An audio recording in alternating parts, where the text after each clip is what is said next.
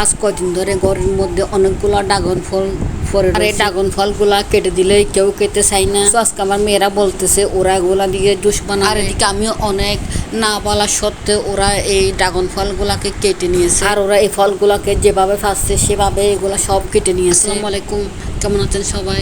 So আজকে আমি চলে আসছি আমার অ্যানাদার ব্লগ। আর আজকে আমি শেয়ার করবো আমার মেয়েদের হাতে বানানো এই ড্রাগন ফলের জুস। আর এই ড্রাগন ফলগুলো আনছিল আজকে অনেক দিন হয়েছে। আর এই ফলগুলা ওদেরকে কেটে দিলে ওরা খায় না। আজকে ওরা কয়দিন তো ওরা বলতেছে এগুলা জুস বানানোর জন্য। আর দিকে আমি চিন্তা করে দেখতেছি এমনি কেটে দিলে খাই না, আবার জুস তো এখানে তার অনেক কিছু এখানে লাগবে।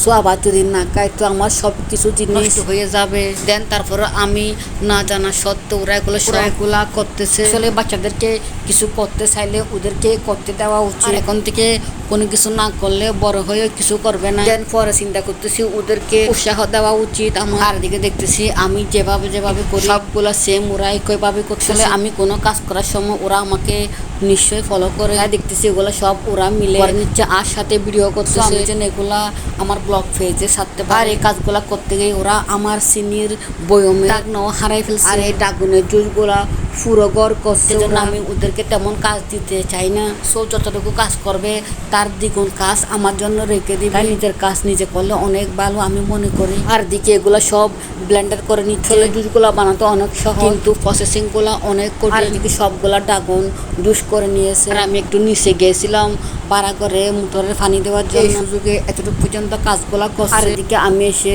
শুরু খেয়েছি মাত্র। আর আমার ঘরে এতটা 12টা বাজাইছে বলার মতো না। জুসগুলা এমন স্বাদ হয়েছে বলার বাইরে, আসলে অনেক মজা হয়েছে জুস। আমার ভিডিও সবার কাছে কেমন লাগলো অবশ্যই কমেন্টে জানাবেন। আরো ভিডিও পেতে সবাই আমার পেজটাকে ফলো দিয়ে অবশ্যই পাশে থাকবে। দয়া করে সবাই আমার ভিডিওগুলো লাইক কমেন্ট শেয়ার করবে। সবাইকে আল্লাহ হাফেজ, টাটা, সবাই ভালো থাকবে।